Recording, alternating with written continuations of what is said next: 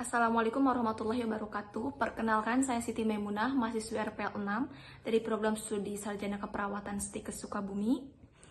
Oke, di sini saya akan menjelaskan tentang pengetahuan awal perihal BHD ya.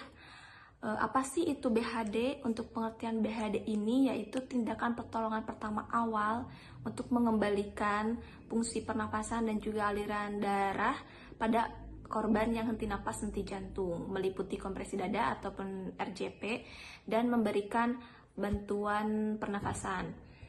Bertujuannya untuk menjaga aliran oksigen ke otak. Indikasi dilakukan tersebut itu pada henti napas dan henti jantung.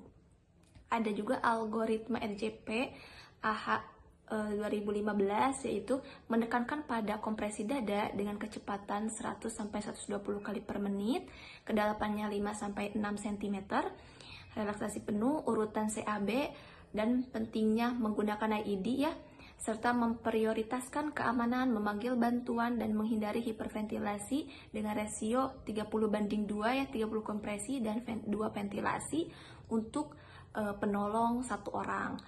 Dan 15/2, 15 kompresi, 2 ventilasi untuk 2 penolong yang terlatih.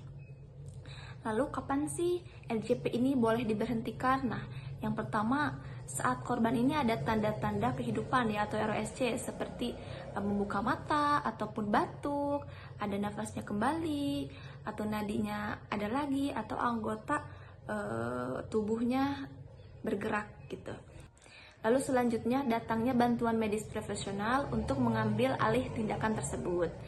Nah, selanjutnya lagi boleh diberhentikan itu ketika penolongnya mengalami kelelahan atau ada perintah medis untuk DNR, yaitu untuk tidak dilakukan tindakan tersebut. Dan yang terakhir yaitu munculnya tanda-tanda kematian klinis seperti sianosis atau kebiruan dan juga kaku mayat seperti itu. Oke. Itulah pengetahuan awal untuk BHD dan RJP. Selanjutnya nanti kita akan mendemonstrasikan bagaimana cara melakukan RJP ini ya, resusitasi jantung paru tersebut. Oke, mari kita lakukan demonstrasi untuk tindakan resusitasi jantung paru ini ya, untuk tindakan RJP. Yang pertama, kita analisis nih sekitaran klinik kita apakah sudah aman dengan prinsip 3A, aman diri, aman lingkungan, aman pasien. Setelah itu kita cek respon pasien dengan cara memanggil namanya atau memanggil pasien ini, ataupun menepuk bahu pasien, dan bisa juga dengan rangsangan nyeri. Oke, mari kita cek respon pasiennya ya, dengan memanggil dan menepuk bahu pasien. Bu, bu, bu, bu, bu, bu, bu. Tidak ada responnya ataupun dengan rangsangan nyeri. Mari kita coba. Masih tidak ada responnya.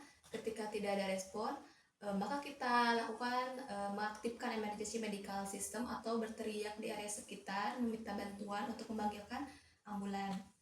Setelah itu kita lakukan pemakaian sarung tangan jika memang tersedia dan memungkinkan.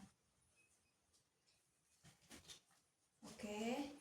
Setelah memakai sarung tangan, kita posisikan si pasien ini pada area tempat datar dan keras ya. Setelah itu posisi penolong kita itu berada di samping dada pasien ya, berlutut di samping pasien sini.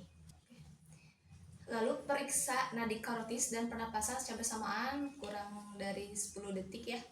Kita cek nadi karotisnya dan pernapasannya dengan look listen and feel. Setelah dari pemeriksaan tersebut, ketika nadi karotisnya teraba tetapi pernapasan tidak ada, maka kita lakukan ventilasi atau rescue breathing ya. Tapi jika dari pemeriksaan tersebut nadinya tidak teraba, maka kita lakukan kompresi dada dengan kecepatan 100-120 kali per menit. Kedalamannya 5-6 cm. Oke, kita lakukan coba melakukan kompresi dadanya seperti apa. Posisikan tumit, telapak tangan menumpuk di atas telapak tangan yang lain, tegak lurus pada pertengahan dada atau 1/2 bawah sternum. Seperti ini. kedalamannya 5 sampai 6 cm ya, kecepatannya 100 sampai 120 kali per menit. Seperti ini. Oke. Lalu bersihkan jalan napas pasien dan berikan napas buatan atau napas bantuan ya dengan BVM sebanyak 2 kali. 1.000, 2.000. Setelah itu, lakukan kompresi dada dan ventilasi dengan kombinasi 30:2. 30 kompresi dan 2 ventilasi dengan 1 orang penolong. Oke, kita contohkan ya 30:2-nya kompresi dada dan ventilasinya. Ini dilakukan sebanyak 5 siklus ya. Tapi kita lakukan terlebih dahulu bagaimana kompresi dada dan juga ventilasinya terlebih dahulu. Oke. 1, 2, 3, 4, 5, 6, 7,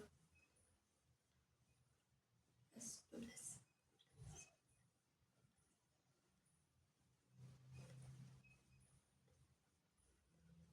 Dua, tiga, 4, 5,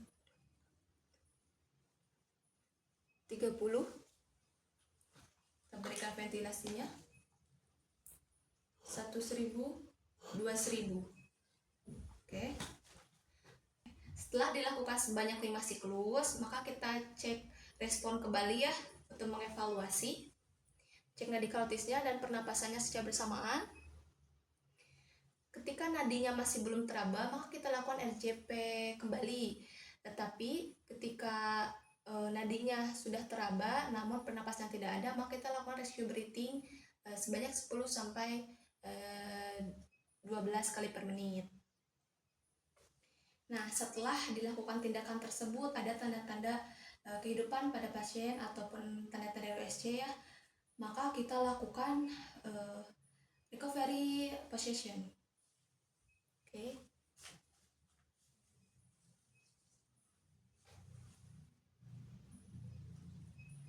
Begitulah cara mendemonstrasikan bagaimana tindakan RCP tersebut. Setelah itu kita